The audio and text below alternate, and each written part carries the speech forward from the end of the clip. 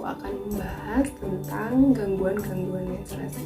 Nah, sebelum masuk pada materi gangguan menstruasi, alangkah lebih baiknya aku akan membahas tentang apa itu menstruasi terlebih dahulu.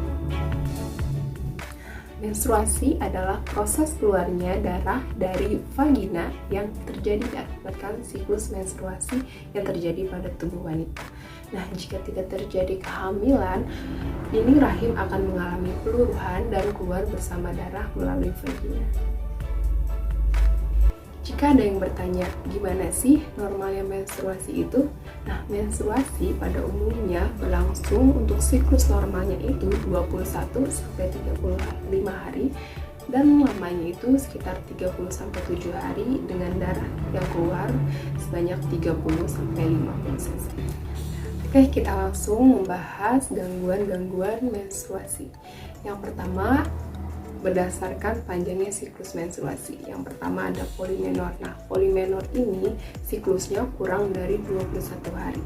Ada juga kebalikan dari polimenor, yaitu oligomenor, yaitu siklusnya lebih dari 35 hari. Nah, yang terakhir ini ada amenor. Nah, amenor ini terbagi menjadi dua macam.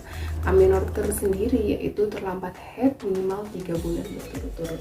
Amenor primer ini tidak pernah mendapatkan menstruasi sampai umurnya 18 tahun. Dan untuk sekunder biasanya pernah beberapa kali mendapatkan menstruasi sampai umur 18 tahun dan diikuti oleh kegagalan menstruasi dengan melewati 3 bulan atau tahun. Nah, untuk siklus menstruasi yang tidak teratur ini ada beberapa penyebabnya. Yang pertama bisa dari aktivitas fisik yang berat, gangguan hormon, stres juga biasanya berpengaruh, lalu ada kelenjar gondok pada tubuhnya, dan hormon prolaktin yang berlebih. Oke, selanjutnya berdasarkan banyaknya darah dan lamanya perdarahan selama menstruasi. Yang pertama ini ada hipomenor. Nah, hipomenor ini perdarahannya lebih sedikit dan lama haidnya kurang dari 3 hari. Ada juga nih kebalikan dari hipermenor, yaitu perdarahan haid yang banyak biasanya itu lebih dari 80 cc, dan kalau untuk sehari itu bisa membalut sebanyak 5-6 kali. Nah, lama haidnya ini juga lebih dari 1 minggu atau 7 hari, atau biasanya disebut dengan menorargi. Dan terakhir ada metorargi, yaitu perdarahan di luar siklus haid.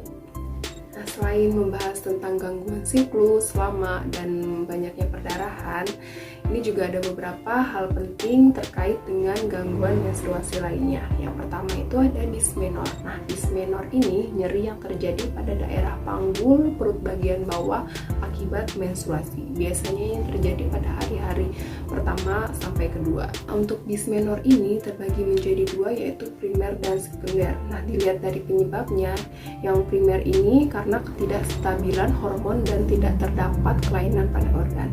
Nah, untuk yang dismenor sekunder ini dia lebih berhubungan dengan kelainan yang terjadi pada rahim. Nah, gangguan selanjutnya yaitu ada PMS. Nah, PMS ini singkatan dari premenstrual syndrome. Nah, biasanya ini berlangsung sebelum terjadinya menstruasi. Nah, gejalanya ini biasanya ada dua macam, yaitu psikologis maupun fisiknya. Yang pertama itu moodnya mudah berubah, emosinya menjadi labil, malas, stres, pengennya rebahan, dan ada juga gejala fisiknya itu nyeri pada payudara, perut terasa sakit atau dismenor tersebut ya, dan sakit kepala.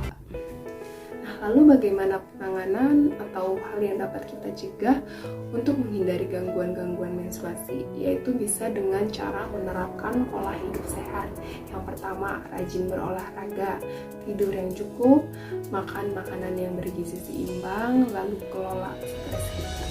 Demikian pembahasan tentang gangguan-gangguan menstruasi. Semoga video ini bisa bermanfaat untuk kalian yang belum tahu ya.